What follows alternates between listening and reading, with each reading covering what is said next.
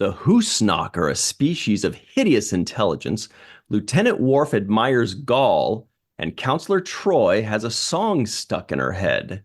Hello, everybody, and welcome to The Seventh Rule with Cirroc Lofton. Hello, hello. My name is Ryan T. Husk, and today we're doing a review of Star Trek: The Next Generation, Season 3, Episode 3, entitled The Survivors, written by Michael Wagner. That's a familiar name from last week. Directed by another familiar name, Les Landau. This was October 7th, 1989. Where were you? We'll be right back on The Seventh Rule. What's up, everybody? I'm Cirroc Lofton from the Seventh Rule podcast, and I'll be at STSF this year in the Bay Area, celebrating with our friends at Creation. Okay. Cirroc's also from Star Trek Deep Space Nine. You might recognize him from that. And my name is Ryan T. Husk of The Seventh Rule. You've got to go to this convention. It's March 8th through 10th, just south of San Francisco in Burlingame, right by the airport. You're going to love it. There are already well over 20 Star Trek and sci-fi guests, tons of panels. This is March 8th through 10th. CreationEnt.com. That's CreationEnt.com to get tickets and to get your hotel. We can't wait to see you there. Yeah, I'll be there. Ryan will be there, and we'll represent the Seventh Rule podcast. And Star Trek Deep Space Nine.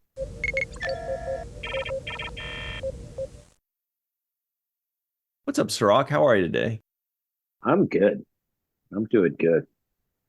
Yeah, so, just getting over the little holiday lag. That's all. It's a little slow. Sorry, guys. I know. It's true.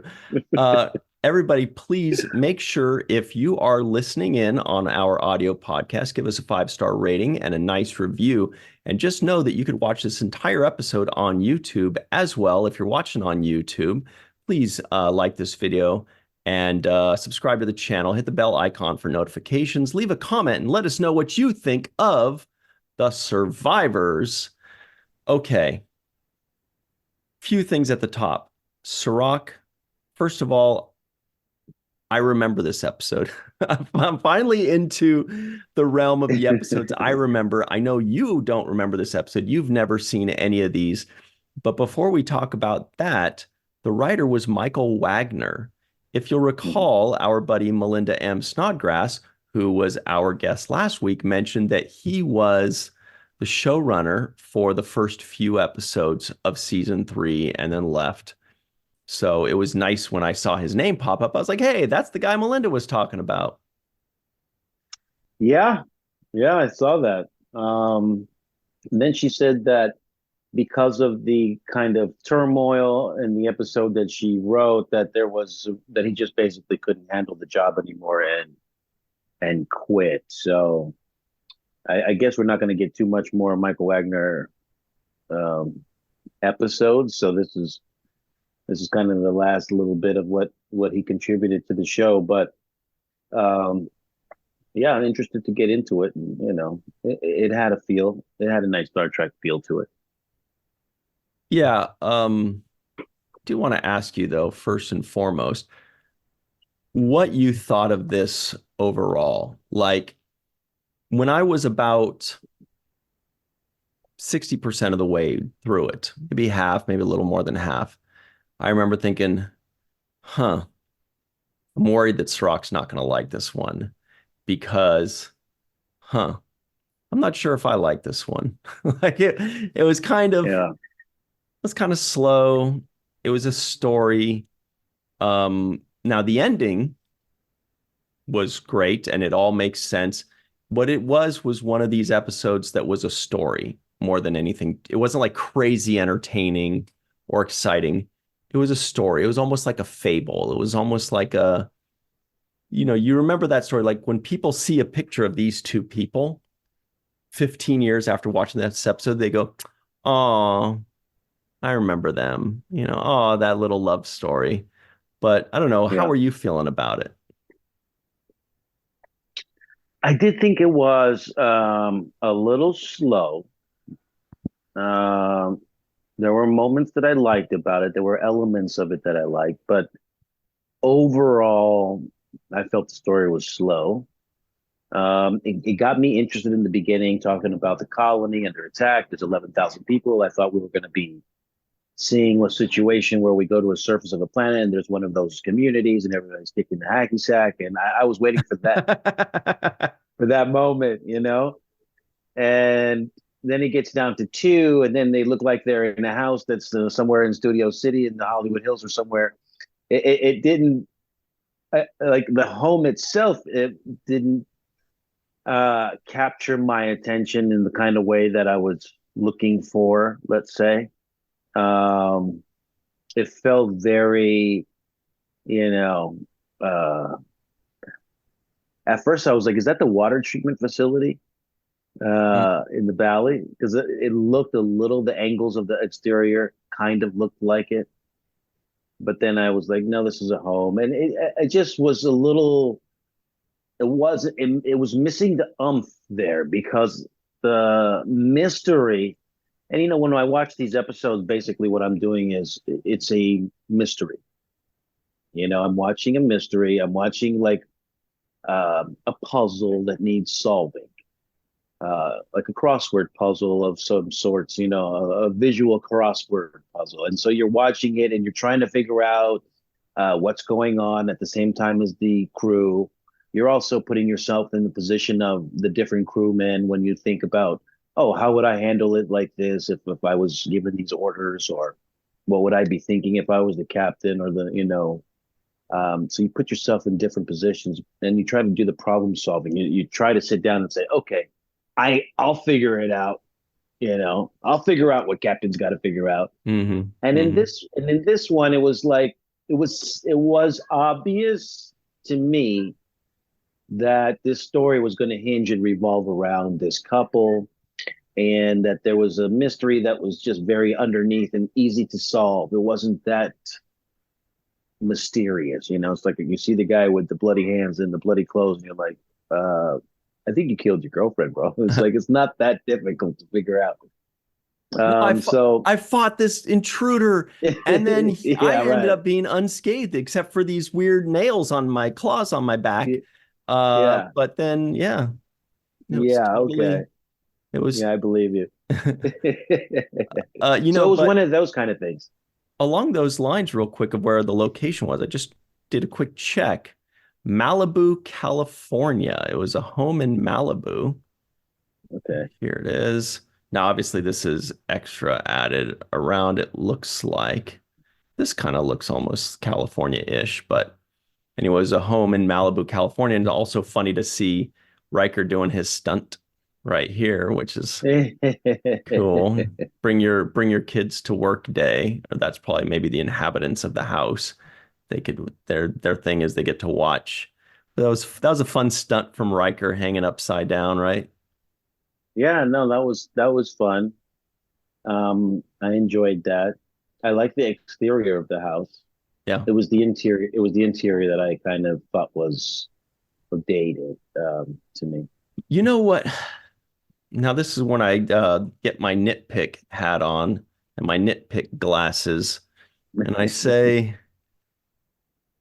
when they walked into that house, I was like, that house is way too clean and neat and orderly and brand new.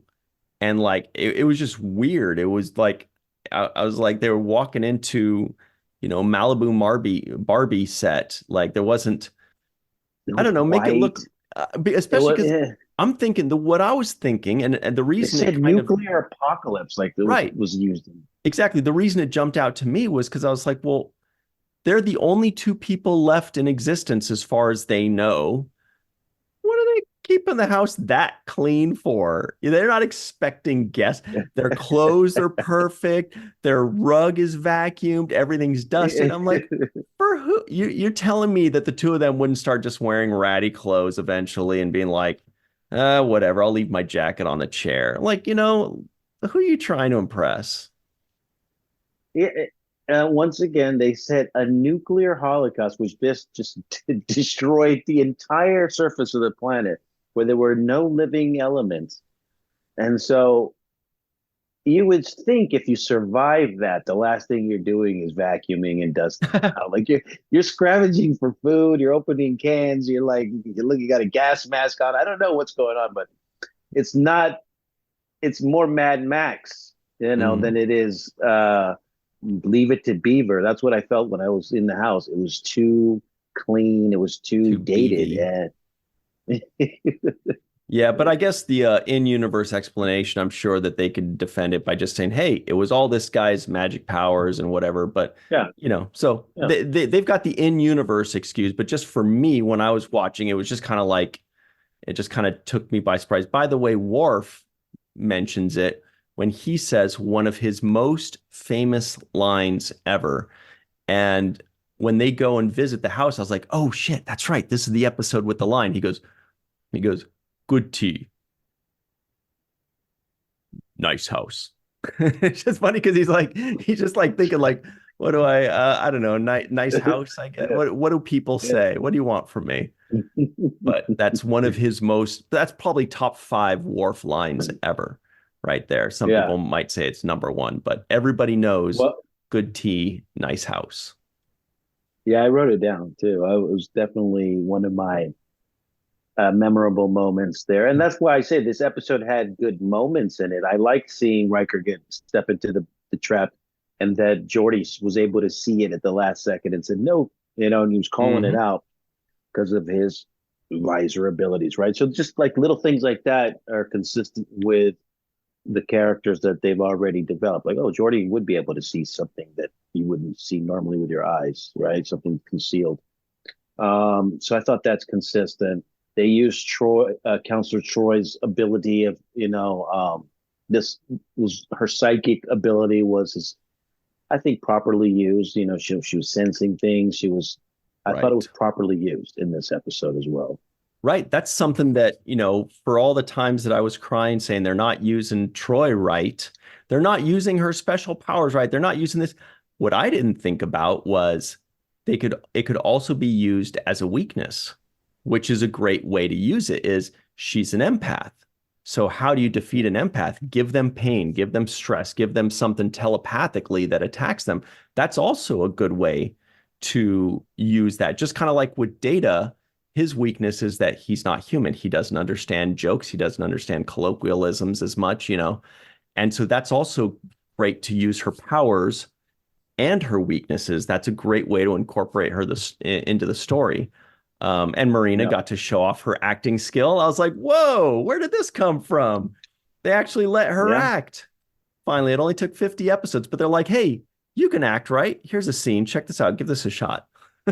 yeah. That's what it felt like, and she was happy to do it. I thought she was, so yeah, there were just elements. It could have been so much better. I felt like it could have been better.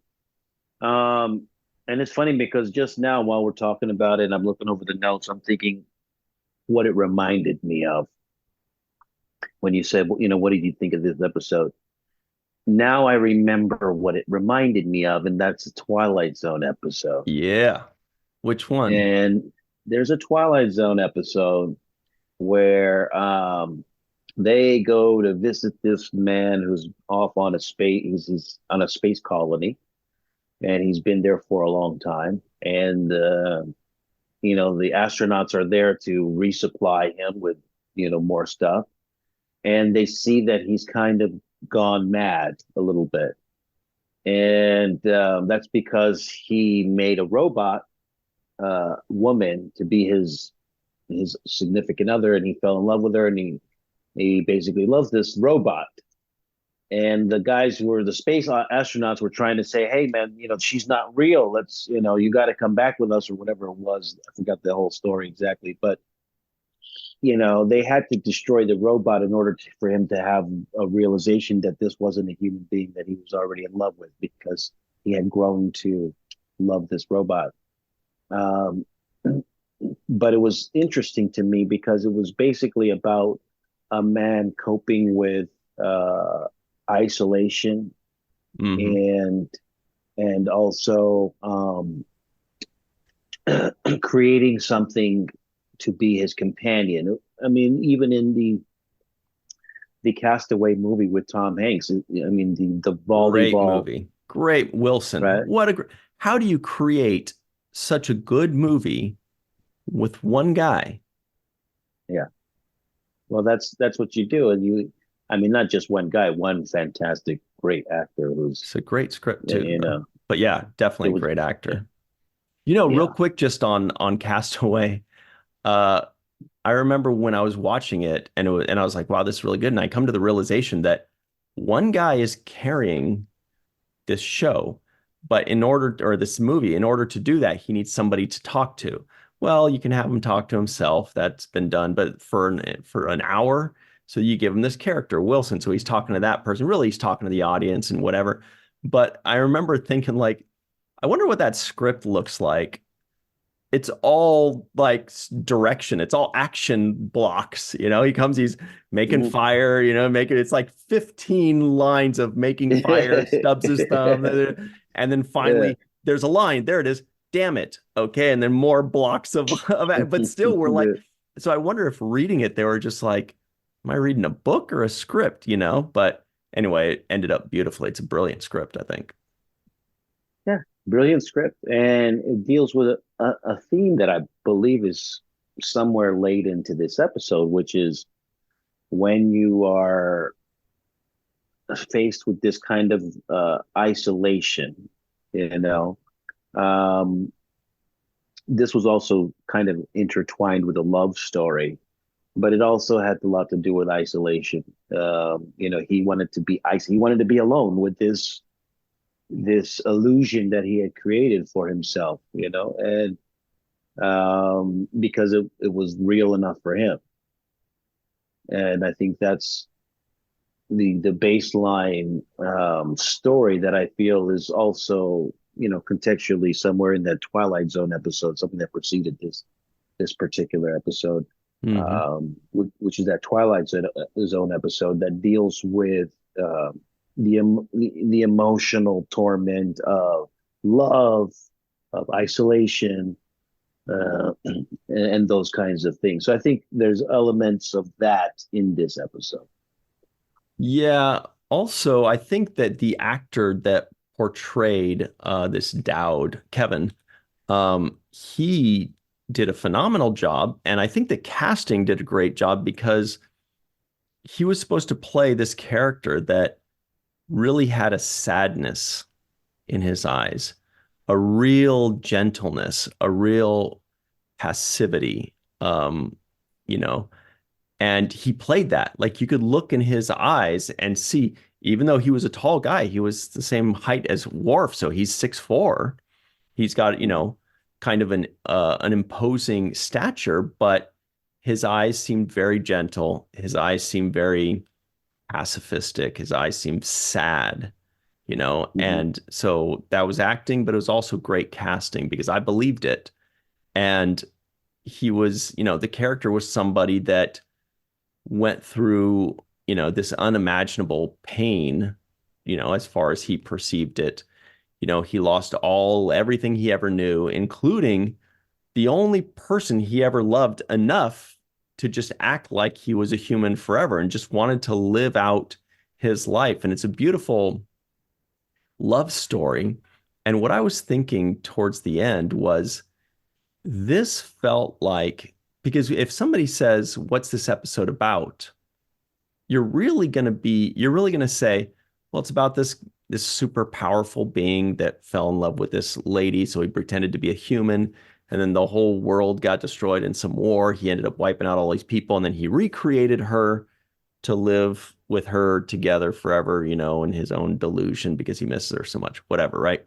Really, what you're describing is the last 2 minutes of the episode, right? You're not Yeah, actually so it's yeah, weird that the episode is not about the story. So it made me think that this felt like this was an episode where the story of these people was the idea first. And then they reverse engineered an episode about it, where they're like, what about if there was a super powerful being, and then blah, blah, blah, blah, blah. And then they reverse engineered an episode out of that so that they peel the layers of the onions and they reveal what it was. mhm. That's kind of what it felt like to me. Yeah, I'm not going to disagree with that. It definitely sounds like it could be that. Um, there was another familiar thing to me that resonated, and that was this distress call theme of showing up. There's a distress call. These people need help, and we're going to come and show up. It's like uh, the intergalactic police department. They're like did somebody call 911? They're like, yeah. Well, here comes Ghostbusters. Picard, or something like that. Because it's like how many times I feel like I've seen this almost play out, where they're like, we're in the Denobulan system, and we found the stress call or the signs of life, or there's these conflict between two parties that need resolution. And so I did find that to be a similar kind of underlying theme. Hey, we got this call. There's colony under attack, that kind of thing. And I was excited about it because, like, oh, let's see what's going to happen. Um, yeah, it was just a little bit under. It was just anticlimactic for me that this story wasn't bigger than what it was. I would have liked some, because this could have been a Q episode. Hmm. This could True. have easily. True. I mean, because the Dowd. What's different than the Dowd and what the Q are? Well, what's the difference? Right. Well, here's something I found when I was just Googling imagery for this for my background. And I just saw the picture, but it immediately made me go, oh, that's interesting. And what it is this picture. There's no explanation to it, but you get it pretty much right away. For anybody that's seen Discovery and remembers when there was I think it was season 3, and they were trying to figure out what the thing was, and it turned out it was this guy that his mom died at the end. Remember that, like the final episode, his mom is a super powerful being, and his mom died, and so he was screaming, and he was wiping out all these planets, and there was just all this crazy stuff that was going on. And that's very similar to this guy's story, just some all-powerful being that got hit with an immense loss and pain. And so billions were suffering because of it. Well, I don't remember what the phenomenon was that he was creating. I'd have to brush back up on it, but I believe it was the entire arc of season 3 of Discovery. And that was like the second or last episode. Yeah, it was the season arc, and it was about those screams were causing dilithium crystals to like somehow not be around or something. So it was causing them not to be able to, fly their vehicles anymore. Federation was basically out of gas, if I'm not mistaken. But yeah, the Dowd, he says that he's an immortal being of disguises and false surroundings. But that sounds like the Q to me. Totally. I mean, it would have been a twist for me had at the end of this episode that old man turns into Q and says, "Ha got you." Real quick, just to finish up on that Discovery thing, I just did a quick search. It was called The Burn. That's what he created. The Burn that was burning everything. And his name was Su'Kal. Su'Kal. I think that was his last name. His first name was Steven. But anyway, so he was really good at fighting. Yeah. Yeah. That burn, you don't want to get the burn. Trust me, guys. Yeah. Anyway, so yeah, that's I remember that all powerful being who screams, and I would have liked more on the music and how the music was used as a weapon. I could have used like some kind of more explanation behind that, and we could talk about that on the other end of this break. But I felt like I was missing some things, and we're talking about some of the elements that I feel like I was missing in this episode. Um, there was some baseline great stuff, but then it felt like, oh, give me more here, give me more there. Give and me we'll talk more. about What it. is that? Like Britney Spears, I think. Give me more. Give me more, give me, yeah, Something. something like that. Anyway, but as Cirroc said, we're going to hop over to our break very quickly, and we'll be right back. We're going to answer all of those questions. I actually got a lot of things to discuss on this episode, which is weird because it was just kind of like a through line. It wasn't like a lot of things that happened, but it was just an interesting story. So we'll get up into Yeah. it. We'll be right back on the seventh rule. Hello, everybody, and welcome back to the seventh rule with the Def Leppard shirt wearing Cirroc Lofton. Hello, hello. That is a badass shirt. We got to figure out a way to work Def Leppard into this. We'll see how that works out for us. Here are the trivioids of the week. They go a little something like this. The Enterprise got a distress call from the Deltar Rana star system. Rana 4 possessed no interstellar spacecraft. Kevin and Rishon are botanists originally from the aquatic city New Martim Vaz. More on that. In Earth's Atlantic Ocean, Lieutenant Worf admires Gaul. Counselor Troy has a song stuck in her head. Captain Picard is surprised that even Kevin is surprised he walked into his house. Kevin is a Dowd. The Husnock are a species of hideous intelligence. Real quick, on that Captain Picard is surprised. It just confused me. So Captain Picard shows up into this person's home. The person is surprised to see him, and Captain Picard is surprised that someone is surprised that he walked into his house. Who wouldn't be? Even if you saw his answer was, well, I'm surprised that you're surprised because I've been here before. Yeah, but that doesn't mean he's expecting you to just show up in his living room. Like if you came over once, Cirroc, and we talked and whatever, and then you left, and then suddenly I'm baking cookies and I turn around and you're right there in my kitchen, I'd still be surprised. And you'd be like, well, I don't know why you're surprised. I was here yesterday. That doesn't mean I'm not surprised right now, bro. You didn't knock. He didn't knock. Why didn't they knock? That was the weirdest scene to me. Yeah. Why don't you knock? I'm taking a shower. Get Picard. Will you back out of here? What if they're humping on their couch all alone on their planet and Picard just shows up and Worf's like, good tea, nice A, or whatever. Nice house. Anyway, that was TNA. All right, yeah. I got that one. There we go. We got it. Well. All right. I was listening to you talk about her name, Rashawn, and actually when I heard it, I was like, that's a black name. They gave it Kevin and Rashawn. They should have been black people on. They should have been called the Hearts. Kevin and Rashawn Hart. Right? I mean, seriously, I would have liked it better if they were just, two black people on the planet. It would have been a little bit more interesting with the name like Rashawn Oxbridge. What do you think would have happened if Picard just showed up in their living room? Any difference? Any different reaction? You would have got hit with something. She would have chased him with the rolling pin. Something's happening. I can guarantee you're not just showing up without knocking. Yeah, at the Johnsons. Better ring that doorbell. No way. But Data had a moment in this where he was kind of giving the exposition in this.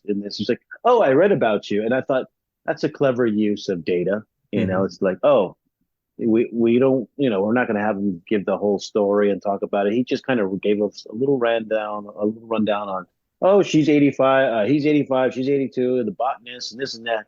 I thought it was a great tool for a writer to be able to use a guy like Data, who's this wealth of knowledge and can easily remember stuff and spit it back. I thought it was a good way to use him. Real quick on that exposition, because Data said they're from New Martim Vaz. Now, when in Star Trek they say new, or even on Earth, when you say new, there was originally something, there's New South Wales in Australia. We know that there's Wales, there's New York. We know in England, there's York. We get all this, New Amsterdam, whatever. So I immediately looked up Martim Vaz because I'd never heard of that, but it's got to exist somewhere here. And it's a tiny little island archipelago in the Atlantic off the coast of Brazil. It's something like 6 miles in total surface area, or 10 kilometers. And it's just a little naval base that houses up to 8 people. I spent way too much time just looking at Google Earth at this thing. I was like, I just kind of picture, I'm like, what if you're one of the 8 people living there and you've got 6 miles? You could literally just walk away and not see somebody for a week if you wanted. You could just go on like a little no, but anyway, so they named it after that. I don't know why they named it after that, but it kind of, maybe Gene Roddenberry was stationed there at some point, because a lot of things, there are some naval things incorporated in Star Trek. So anyway, I just kind of wanted to look that up and see if I could figure out why that one, because it's so obscure. Who knows of Martine Vaz? It's actually, the whole name is uh uh Trinidad and Martine Vaz, but it's not Trinidad and Tobago in the Caribbean. Anyway, so that's why it's a little confusing. Back to what you were saying. No, I like those things because there's just like the name of the shuttlecraft we were talking about last week when I said it was named after the Japanese scientists. There's these little inserts like that let the writers are either pulling from NASA space program, they're pulling from military bases, Personal experience, some of them, right? Yeah. personal experiences, writer literature that I think Picard mentioned Horatio Hornblower and all one of those documentaries, but just pulling from literature. So all of these references and themes just go to show you where how the writer was influenced by some or impacted by some particular nuanced detail in his approach. But there was some things that stood out to me. For one, I felt, and correct me if I'm wrong on this, if you show up to the scene of this mass destruction, they called it like a nuclear holocaust type apocalyptic event, and there's only 2 people left, right? And trying to save those 2 people is putting you and your, I don't know how many people are on the Enterprise, like 1,000. Yeah. So it's putting you and your it's in the 1,000 hundreds, but they'd go up to 1,000, I think, if I remember correctly. Okay, so you're putting hundreds of people on your crew lives in danger. Would you be that adamant and persistent to rescue the last 2 survivors of this place? I mean, knowing that they only have 5 years of supplies or whatever the case was that Worf was outlining, would you really risk that many people? I was under the impression that another rule that guides Star Trek and the Federation is the needs of the many outweighing the needs of the few. I thought that was like a general principle that is applied always in Star Trek. And in this particular instance, the needs of the many, which would be the crew, is in jeopardy to a large, degree over the needs of the few, in my opinion. That's spot on, I think. And by the way, it was the original Enterprise that was in the hundreds. The Enterprise D is 1 to 6,000 is the standard crew complement. So I always thought of it as a lot of 1,000. Yeah, but yeah, you're right. The needs of the 2 are outweighing the needs of the 2,000, especially when Picard is not even explaining to his crew. He's just like, trust me, number one, I have a hunch. And be like, okay, I trust your hunch too, but can we just, give me a little more? But yeah, I agree. So here's the thing with that. That's a Vulcan saying the needs of the many outweigh the needs of the few. So it's not necessarily Federation, because you're right. They're going completely counter to it. And we do see them go completely counter to it sometimes. They're risking an entire ship or an entire away team to save one person or three people, depending on how important that person is. Sometimes they just let them die. If it's like the Maquis, they're like, ah, I don't know. We got a routine maintenance coming up. I would love to Yeah. save the Maquis, but we're not going to risk our ship to do that. But yeah, in this case, they're like, yeah, two old people. And then also this guy's so all powerful that he can even trick vital signs, scans. He can, because they were scanning two humans, if you'll Hmm. recall. So a lot of Hmm. those things I was like, but I guess they can explain it in universe. He's just that powerful. He can do anything. But yeah, Yeah. back to your point. It it's not a worthwhile risk, in my opinion, unless you're sure that it's not a risk. And initially, they were not sure it was not a risk. Now, the only explanation that I would use to kind of argue against my own, proposition, and that is at this point, Troy is essentially infected with whatever Exactly. thing, and so her health is dependent upon them having success in this particular mission. So that would cancel that out. Like, hey, why don't you just leave them and go? But to me, also, when they moved away from the planet, I would suspect that the music would be less impactful because it has accomplished the results that it was set out to do, which is to get them out of there, right? So when Picard said, let's go out an hour away, I would assume that her symptoms would reduce, like the signal would get weaker or something.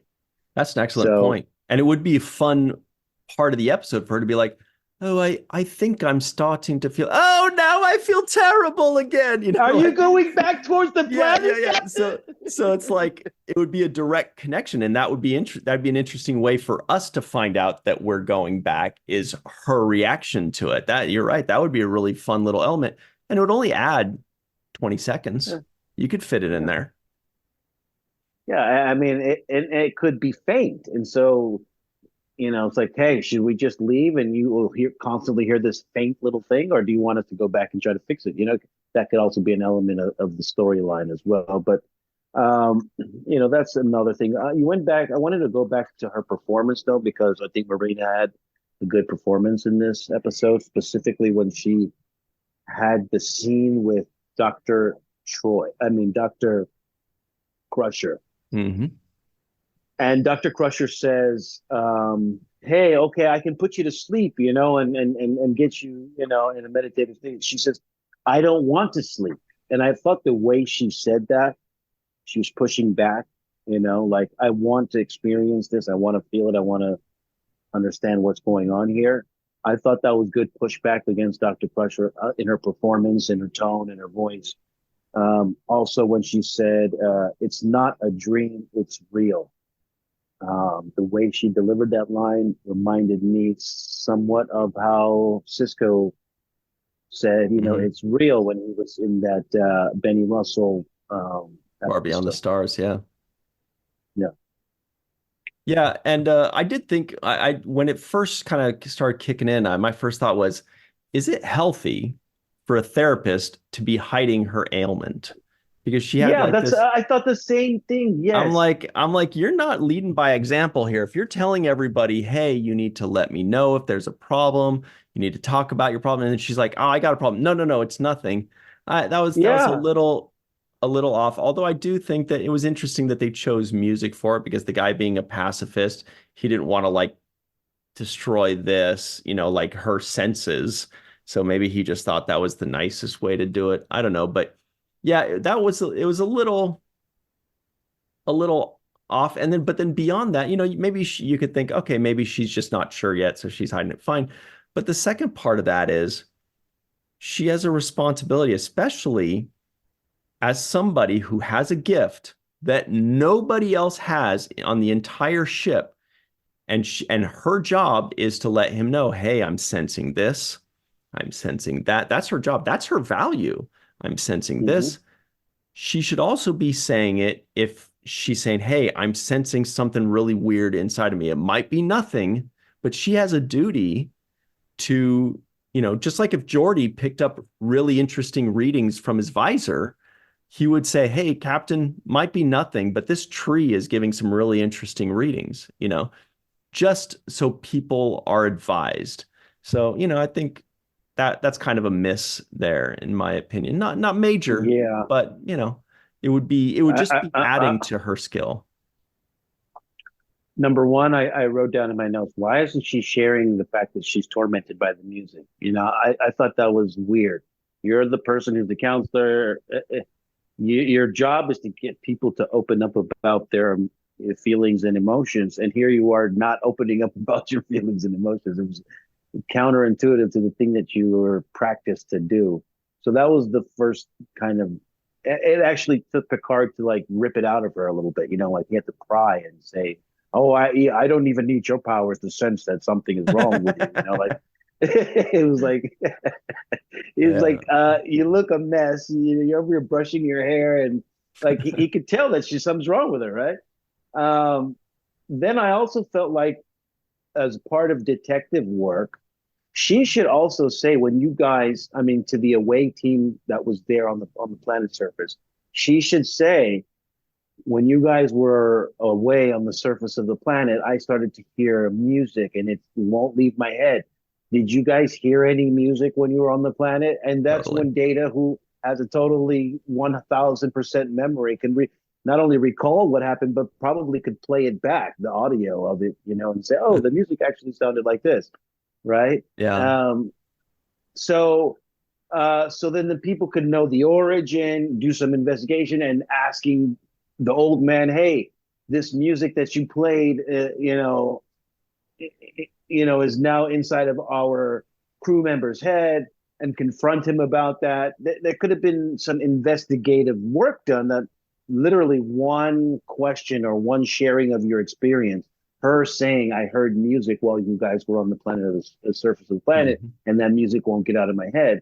That little bit of information being shared, that little bit of communication, could have led to way more investigative kind of exposition. It was a lot of hits and misses of like they're using her well, Troy, but they could have, we could have just added a little bit more. So we're getting there. Hopefully we're getting closer. Yeah. We're getting closer and warmer. There are a few things that cracked me up. Number one was every time they would say, oh, the ship's coming, put it on the main viewer, the ship would come in at the exact same angle. And I thought at the end, they were actually going to make a joke and be like, is this a simulation? Because it keeps coming, looking at that. And then the funniest part was when I was like, hey, that's the exact same clip of the ship turning in. Yes. What's hilarious about it is right after that, Riker goes, is it just my imagination or does it look meaner this time? I'm like, what? It's the exact like right when I'm noticing it's the exact same thing as when Riker's trying to gaslight us and thinking it looks meaner. Okay, Riker, it's the same freaking thing. I was waiting for a different line. I thought he was going to say, is it just my imagination or does it look exactly the same? That would have been the line to use right there. If you're going to reuse the graphic, that would have been perfect, Yeah. But who sings that song, Just My Imagination? Just my imagination. Temptations. Is it? Run away with me. Yeah. Temptations. Just nailed it. Yep, that's what it is. Temptations. Yeah. Anyway. Yeah. 1971. I thought it was older than that. A couple other quick things. Riker, when they're going to go to a commercial break and Picard says something like, something tells me they're not in danger. And then Riker does a slow turn of like, dun, dun, dun. Yeah, I'm like, this guy totally acts like a director. He's like, he does the slow turn. Then on another point where he's being a director, basically is first he and Picard are standing behind Data. And Riker comes in and just puts his hand on the back of Data's seat. Let me lean in on here. I want you to smell my deodorant, bro. Come on, and he puts his hand and leans in on Data's seat. Then Picard goes and sits back down, and Wesley Crusher then has a line next to Data. You know what Riker does? he takes one step over to Wesley Crusher and then leans his hand onto Wesley Crusher's back of the seat. I'm like, it's not about you, bro. You know what I mean? It's like he's the maestro. yeah, He's the maestro. whoever's talking, he goes, let me lean in on this one, and the other guy's talking, let me lean in on this guy. Check it out; it's pretty fun. He's getting in all the shots. He's like, I'm going to get as much screen time as possible. And here's my last little complaint here too. I'm not going to harp on it too much, but last little nitpick of this episode. The guy, Kevin, the Dowd, he says, he's adamant he doesn't want to kill. He doesn't want to kill. He doesn't want to kill. Then he wipes out 50 billion. Well, I think that's why he doesn't want to kill, because, he did that and now he just feels like this immense pain and horror. I wonder, could he just bring them back? Well, no, I guess they wouldn't be real though. They're all dead. He would just be bringing fake guys back. But yeah, so I just took it as he did that one huge thing. And it reminded me of Star Wars too, when he's like, I killed them all. The women, the children, from Anakin Skywalker saying that in Star Wars. But so it made me think though, really quickly, if I was this kind of person that had all this power that he has and his abilities, is killing the only option? Like why didn't he just put music in their ears? You're right. Yeah, exactly. That works. Well, yeah, or just banish them, or just put a force field, or beam them away to another place, or whatever your powers allow you to do. Create an illusion that they think they won. If you're the illusionist, there's 1,000 other ways to win without killing, is what I'm saying. You can win without killing if you have this omnipotence type of all-powerful thing. It's like you don't have to kill per se. Well, you could figure out a different way. He did say that the illusions only made them more angry and that they have a hideous intelligence. But yeah, I mean, then try a different illusion. Try keep working, keep trying. But then, apparently, yeah, I don't know. But look, here's the thing. It's time for the home run of the day, everybody. Home run of the episode. What do you think, Cirroc? Home run of the episode for me was Patrick Stewart with Captain Picard. I thought he showed some really good moments here.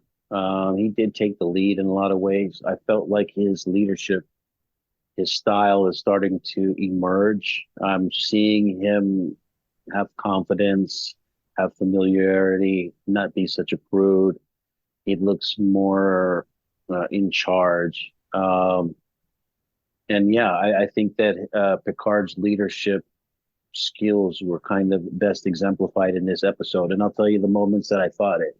When Worf comes up to him and says, I'll stake my life on it. I know for sure there's no ships around here. And then they find the ship, and he looks over at Picard at Worf, and he says, Lieutenant. And Worf kind of, looks down like, yeah, my bad. And later on in that episode, he kind of says, forget your previous mistake, Mr. Worf. Yeah. And I thought that's leadership right there. It's like holding somebody accountable for what they said. They said, I'll bet my life on it. Your life would have been ended right there, bro. So let's just acknowledge that as a leader, you were wrong. I know you were wrong, but I'm not going to hold it against you. And later on, I still need you to be confident in your abilities. So I'm not going to put this negative stigmatism over you that makes you fearful or less confident in the moment. So I'm going to say, forget your previous mistake, Mr. Worf. It's okay. No one could have predicted that, and move on. And I thought that showed to me the kind of leadership that Picard is starting to be known for. I'm starting to see it in this episode. Yeah, definitely Picard is starting to feel more like Picard, and Riker starting to feel more like Riker, at least the way fans of Next Generation know them. I'm going to say Worf gets it for me, the home run, because when he said, good tea, nice house, he created a meme forever. There's forever memes and GIFs everywhere of good tea, nice house. Everybody knows and loves it. Also, secondarily, the casting director that cast this man that played Kevin. Kevin! That's the Home Alone, and it's also the bird in Up, if I remember correctly. His name is John Anderson. And I think that obviously he and the lady were great actors, but beyond that, the casting director understood the assignment and was like, I need somebody that just naturally looks like they have a gentleness, a kindness, a sadness behind their eyes. The rest they can act, but there also needs to be that natural thing in there. And I think that they nailed that choice. Yeah. Other people that nail their choices are our friends Homer Frizzell, Dr. Marie Segal, Eve England out in Wales, Yvette Blackmon-Tom, TJ, Jackson-Bey out in Missouri, Bill Victor Arukin, Titus Mohler, Dr. Mohamed Noor, sorry, I got lost there, Tierney C. Dieckmann, Anna Post, Anil O. Polat, Justine Norton-Kurtzen, Joe Balsarotti, Mike Goo, DQ, Dr. Stephanie Baker, Carrie Schwent, Faith Howell, Edward Foltz, My Live from Tokyo, Chris McGee, Justin Weir, Jake Barrett, Jane Jorgensen, Henry Unger, Allyson Leach-Heid, Julie Manasfi, Marcia Classic Schreier, Greg K. Wickstrom, Jed Thompson, Glenn Iverson, Dave Gregory, Tim Baum, aka Grandpa One, Dr. Susan V. Gruner, and Jason Okun. All right, everybody, stick around. We've got the free-for-all. Some of those people we just mentioned are ready to talk about this episode and how it's their favorite ever, starting with Eve England. We'll be right back on The Seventh Rule. Hello, everybody. Welcome back to The Seventh Rule. This is the free-for-all, starring Melissa Longo. Jason Okun is here. Cool background. The Dark Lord, Chris McGee, of course. Great audio. Allyson Leach-Heid with a great sweatshirt. Abyssinian Kiosk, the Sisko Kid. Anil O. Polat's floating out in space. My Live in Tokyo has two colors, like the red pill and the blue pill exploded. TJ Jackson-Bey has got a cool Klingon ship on his shirt. The return of Tim Baum, Grandpa One, is here. Carrie Schwent, a.k.a. Crafty Bear, as well. Gregory Kenzo wearing a Neelix and Chill shirt out in Hawaii. And Matt Boardman has good tea and a nice house. All right, let's get up into this. Jake Sisko guesses the IMDb score. I'm going to say that this probably was 6.8. 16. Does anybody else have any guesses that doesn't already know? I was going to say 6.8 as well. Was there a writer on the first part of this? No, I'm just kidding. 7.1. 6.3. In the sevens somewhere. All right, all bets are in.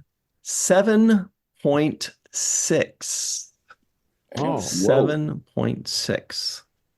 I think a lot of people, when they look back at this episode, they remember what the story of the couple was that was revealed in the last few episodes, more so than the episode in its entirety, because I feel like that story really stays with people, but that's just a guess. Did we have any non-appearance mentions today? I didn't catch any.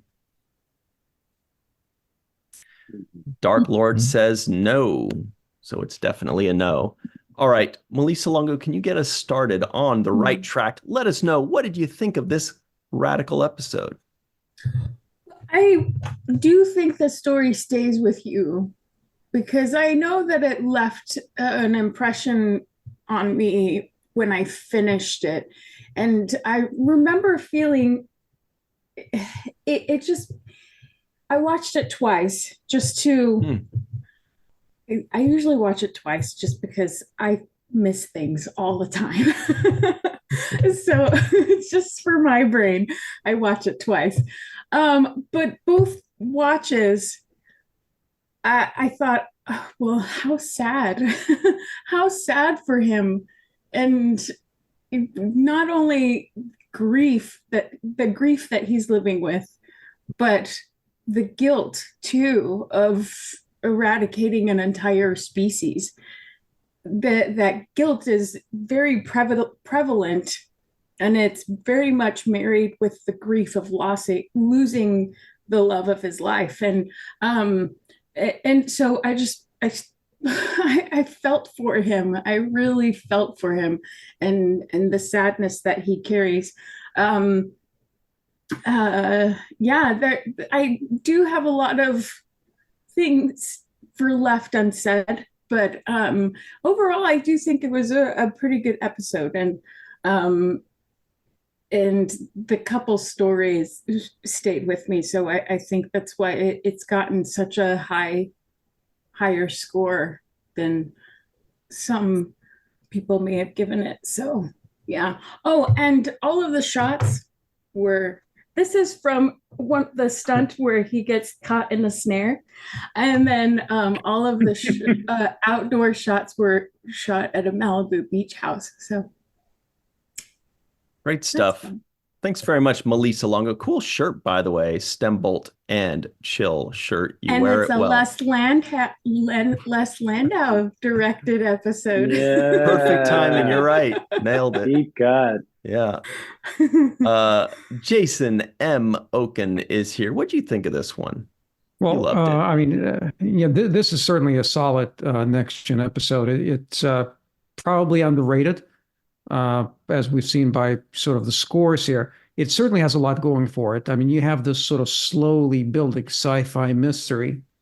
And when you have a good episode, a lot of things have to come together. It has to be the script. It certainly, I think, was shot very well by Les Landau. There are a few, subtle things here and there that pop up, and we can talk about that later. I think the acting was pretty good. I think Patrick was particularly good in it. Marina was good in it. John Anderson was good in it. Certainly the fact that some of it was shot on location. I believe it's only one of 3 episodes this season that were shot on location.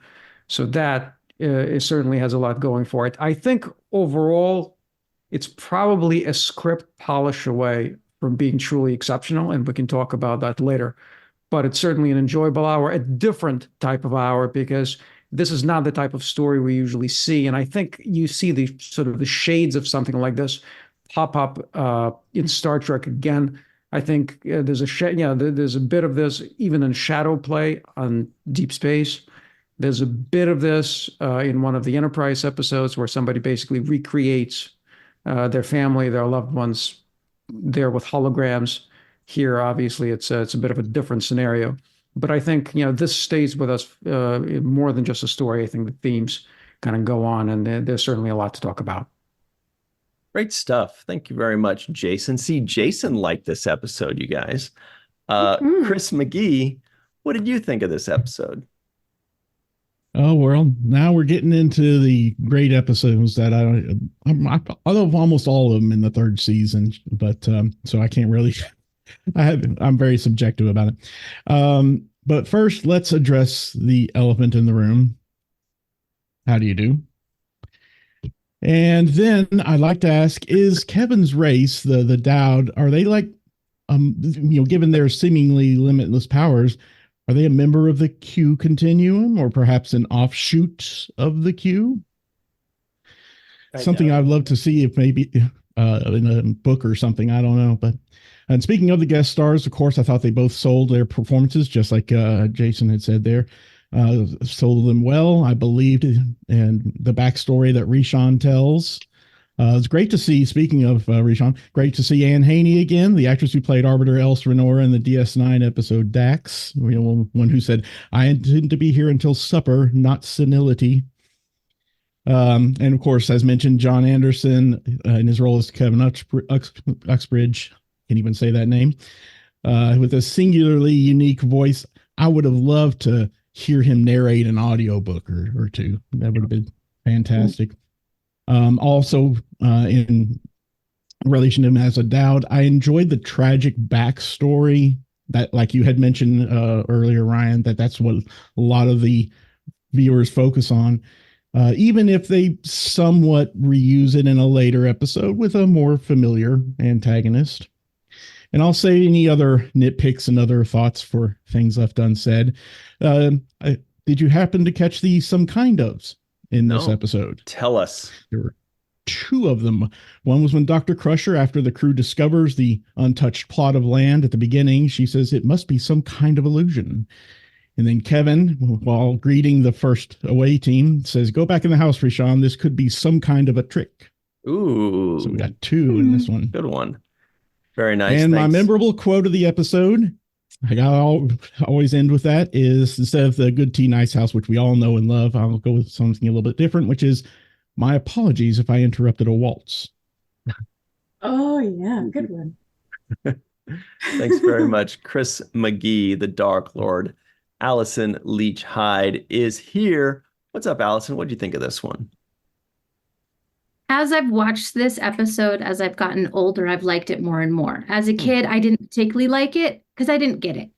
You know, as a kid watching, it's a slow burn episode. So, you know, it was hard for me as a kid. As an adult, I think the acting is quite wonderful. Everyone was very understated. And I really liked the actress who played Rashawn's very understated way of showing that she was like the shell of a memory of his wife. Like, I thought she did a really lovely job doing that.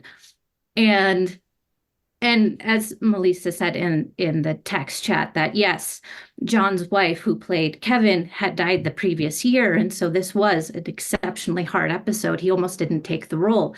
And yes, I think he brought all of that to this role and made his performance quite astounding. And as I've aged, I love that. On a lighter note, I love that we got the turquoise dress from Deanna first episode. We get it for many seasons after this. It's a great outfit. And my favorite line is really short from Worf, and it's, "I admire Gull." Mm-hmm. Mm-hmm. Thanks very much, Allyson Leach-Heid. Anil O. Polat, what's up? Good to see you again. What do you think of Hello. this one? I'll show my chat pack shirt there for a Nice. second. Yeah, I was curious to hear what everybody else thought, because I've always really liked this episode. I think it's a great sci-fi concept. Everybody's involved. All the characters are involved. The acting is amazing. You really believe, you know, like if the acting wasn't there with the two characters on the planet, this would be kind of a flat episode, but you really buy into it. And I like that Picard does something kind of unusual, right? Like most people would have been just like, okay, whatever, everything's fine, and then have left, but he can't leave it alone.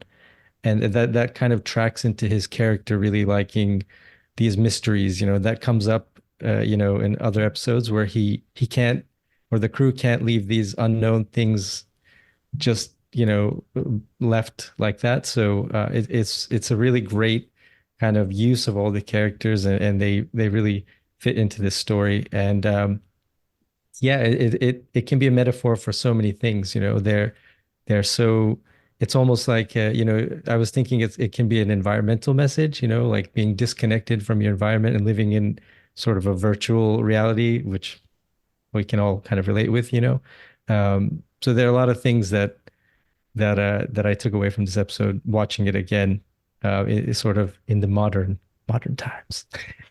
So yeah, great episode. Awesome. Thanks very much, Anil O. Polat. Mai is live in Tokyo with red and blue behind her. What's up, Mai? What do you think of this one? Yeah, that red and blue is it's a painting by a guy called what's his name? Shoot, I've forgotten. It's at the bottom of my screen. Anyway, it's a painting. It's called Good versus Evil, the beginning. I thought it was kind of cool because I found a lot of good and evil in this episode. The continuity is beautiful. People are kept alive in the memory of somewhere else. Where have we heard that before? In my favorite monologue of Star Trek, Denise's monologue via hologram in Skin of Evil. Death is that state in which one exists only in the memory of others, which is why it is not an end. Fantastic.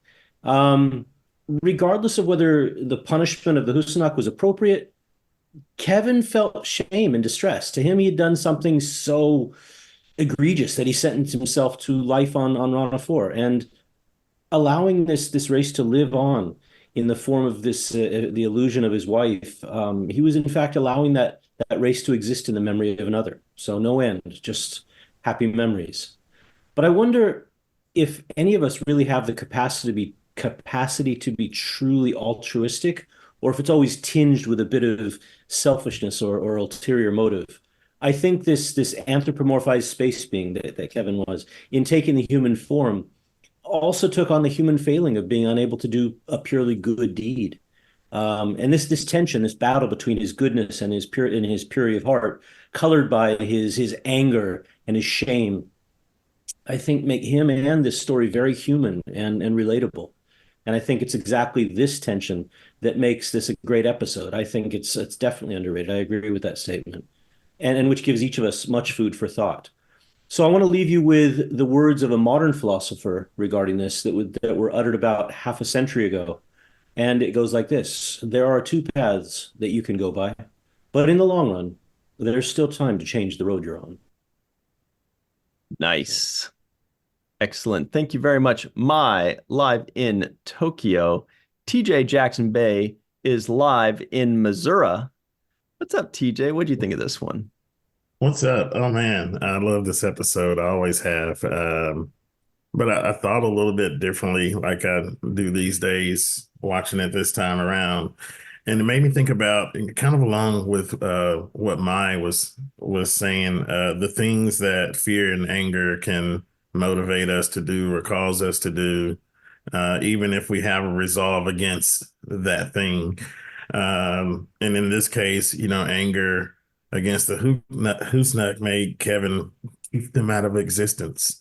But in addition to that, his fear also made him put that music in Counselor Troy's head to try to hide who he was, because he knew that, she'd be able to sense and suss it out of him. It didn't matter. Picard did that anyway. But fear and anger, made him do these things that were against his character. And I think that there are times in our lives where we all find ourselves in that position of having to make that choice. Am I true to who I am? Or, do I react to the circumstances that I'm in? And a lot of the times we find ourselves, having reacted to those circumstances and then having the fear of being found out, just like Kevin did. So, I have a few more thoughts for things left unsaid, but I'll end this thought with a quote that has nothing to do with it. And it's my Wesley Crusher impression. Look at the size of that thing. Why? What do you mean? Why is that notable? Anyway, it's the quote that stands out. Thanks very much. TJ Jackson-Bey out in the giant state of Missouri. Grandpa One, aka Tim Baum, is here. What's up, Tim? What'd you think of this episode? This was one of the first two episodes that actually, when I realized that Next Generation was going to be okay. Growing up with the original series, and waiting so many years, the first season of Next Generation, I'm like, I don't know. But Troy's Baby, which was the first episode of the second season, and this one, okay, that led me to think, okay, this is going to be different. And I, like Allyson mentioned, a lot of my friends didn't like it because there was no phasers no battles. It was more a thought. And so they didn't like, but that's why I liked it. But no, I thought it was a very touching episode. And it reminded me of rewatching it. It reminded me of Shadow Play. And to some extent, that one episode on Voyager where the Doctor creates a whole family on the holodeck. But I thought it brought up some questions that Star Trek should be bringing up. Do you eradicate a whole species even if it's evil? What's the ethics of that? So overall, like I said, this is one of the episodes. Okay, I'm going to start watching Next Generation more closely because it's actually getting its feet. Getting its sea legs, right, Grandpa One? Space legs, I guess. Thanks very much, Tim Baum. Carrie Schwent is here, aka Crafty Bear. What'd you think of this one, by the way? This one is very, very good. A couple of quick things to start off with. As a Dancing with the Stars fan, Kevin and Rashawn, your frame needs work. It's too loose. You need to tighten that up. You're not going to get very good scores with that waltz. And gold star to the stunt extra when the Enterprise got hit. He went all flailing. You can only see half of it with the horseshoe thing in the way, but that was some quality flailing, and I appreciate a good stunt. Poor Riker bouncing off of the pole when he gets hoisted in the air just makes me giggle every time. The actress playing Rashawn, I love her to death. She's in two of my favorite movies. She's a social worker in Mrs. Doubtfire. She's the president's secretary in The American President. Love both of those movies. We have another Deanna Must Suffer episode. I've added that to my list. Poor thing. As someone who experiences migraines and occasionally really, really bad ones, the way she was portraying how the music was affecting her, that's exactly what a migraine, that once it really starts getting rolling, you beg anyone around you, you beg the empty air, you beg anything and everything to just make the pain stop enough so you could sleep. The waltz wasn't very pretty, but yeah, I felt for Deanna in that one. And I'm watching choices as I usually do. I didn't know about the actor who played Kevin's wife until I did my research in between the first and second watching. And when I watched it the second time, when he said he wanted to die with his wife, that got to me the second time. You could see the pain in his eyes and you could hear it in his voice. I can understand why he almost didn't take the role. And my sort of headcanon theorizes that he ended up taking it because his wife would have wanted him to. At least I like to think that anyway. And also in part of my research, I came across a comment on somebody else's post about this episode that mentioned the power of regret, and the way that person put their comments sort of sent the gears turning, and that inspired today's limerick. So I will end with that. Regret is something that's hard to live with. We all have things we wish we could fix. It's important to feel to help us to heal and grow beyond the pain we inflict. Sometimes you do inflict more pain than you mean to, and you immediately regret it afterwards. Mm-hmm. But by then it's too late. So thanks very much, Carrie Schwent. Great stuff there. Greg Kenzo out in Hawaii. What's up, Greg? What'd you think of this one? You know, the first time I saw it, I thought it was really good. But the first time I saw it was about like 3 weeks ago or 4 weeks ago. And so maybe it was a few months before I started coming on here. Anyway, it was too fresh in my mind when I saw it. I noticed some of it was a great sci-fi story, to be honest. Like, I love that. His name's Kevin, right? Like, that's how kind of little I was paying attention. Sorry. This time around. He's like a Q character, like Chris said, but I mean, he has that same type of power, right? But we never go into the background on that. The thing I didn't like was, and I'll focus on the positives, but I just got to get this out of the way. He says he's a pacifist, but the psychological torture that he does to Troy is like the opposite. It's like it's a means of combating this opposing force, like trying to come in, right, and remove him. So I mean, it is you are inflicting pain on someone for, in order to keep what you have. So I mean, I just really didn't like that. To be honest, yeah, you would never want to hear that same song, like, and then it gets louder and louder. You can really see the pain on Deanna Troy's face, and yeah. But I mean, the rest of it was great. Like, I loved how we've gotten to the point where the crew trusts Picard enough to follow him into this situation where, like, we're gonna die if you don't do anything. And you're like, yeah, we trust you. So, you know, it's coming along. The first time I saw this, I thought it was really great. It was really good. But yeah, second time, not so much, but it's okay. The first time. Well, thanks very much, Greg Kenzo. Let us know how the third time goes. Then you'll really be blown away. Space them out a little bit. Yeah. The Matt Boardman is here. What's up, the Matt? What'd you think of this one? You know, this is one of those episodes, like, for me, there's some outlier Next Generation episodes that I don't see very often.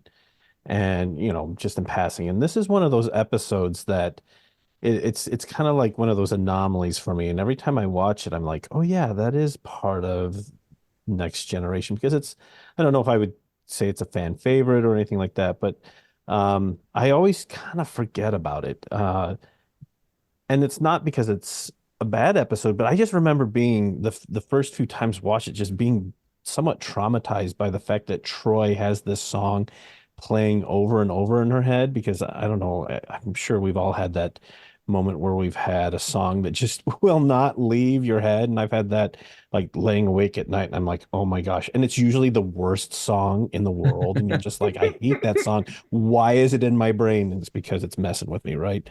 But it's interesting to hear everybody's thoughts on this and to watch it again this time and to see, you know, it really is a story about Kevin and his grief and his love for Rashawn, which I also thought was very interesting, that they had a very Titanic meeting where they met at sea, and her parents didn't want him to have anything to do with her. So I was like, was James Cameron watching this episode when he wrote Titanic? So, but I think it's an interesting exploration to what someone will do in the face of grief. I mean, his grief and his embarrassment over what he did outweighed harming another individual, and that being Troy, because she was getting too close to discovering his secret. And so, you know, his desire to keep that hidden outweighed his, I guess, good nature to not harm her, despite all the times that Rashawn was saying that, you know, he's a good man and didn't want to harm anyone. And then one last thing that popped into mind as I was watching this is that I kind of felt like Kevin was very much along the lines of Flint in the original series episode Requiem for Methuselah, you know, in the sense that he was a very, shall we say, old soul who had, in a way, well, I guess in this, it's a little bit different where Flint was kind of isolated off. But anyway, just kind of that same sort of similar, you know, powerful entity who we find kind of living by themselves. That's great stuff. The Matt Boardman. When you said Flint, I immediately thought you were going to drop some G.I. Joe on us. That's sad. the first thing that popped in my brain. But, you know, sometimes words have two meanings, right, Mai? Yes, absolutely. That's a little bit more Stairway. That's bringing it back. All right. Cirroc Lofton, Jake's final take. Look to the west. Sorry. What'd you think?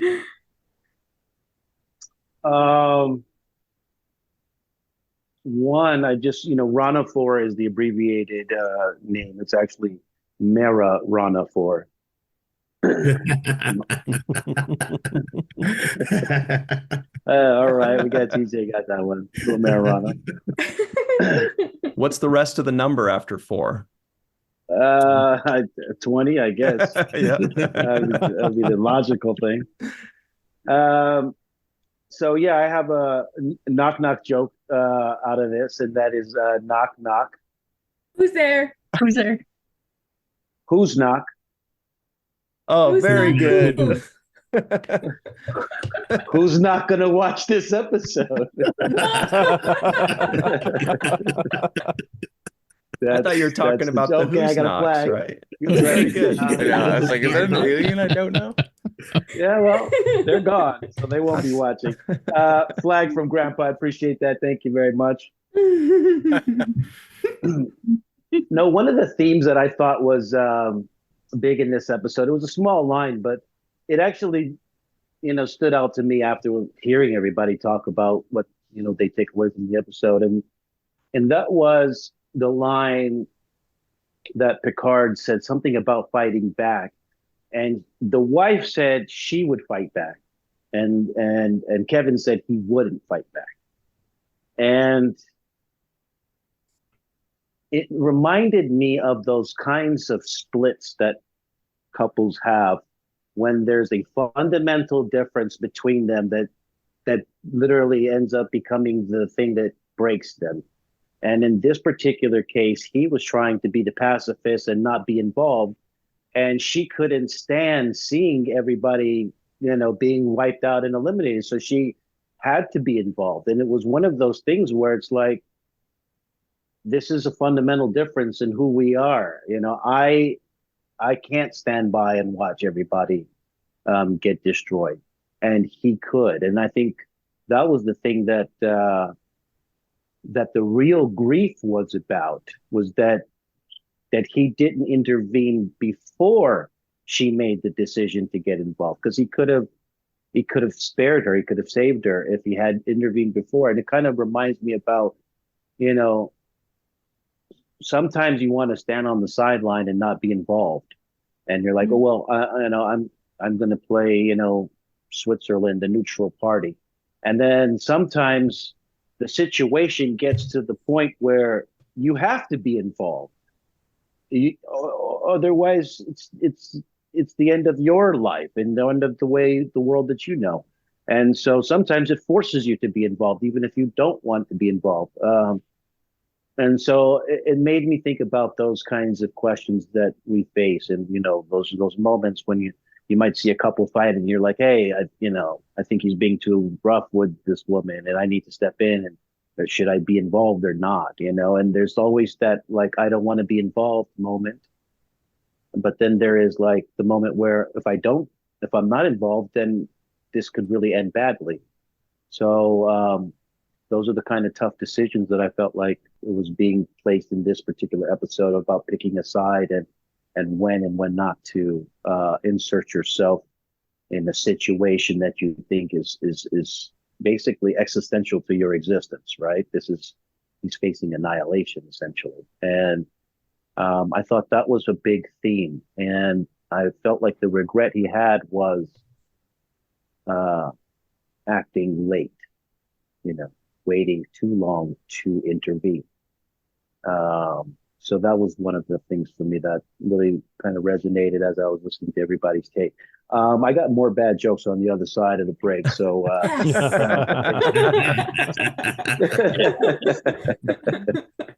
all right. So if you want to hear more back jokes, become a patron. Exactly. Listen to things left unsaid. That's right. Or you just listen to me talk. Pretty good. That was a joke. All right, everybody. That was Jake's final take.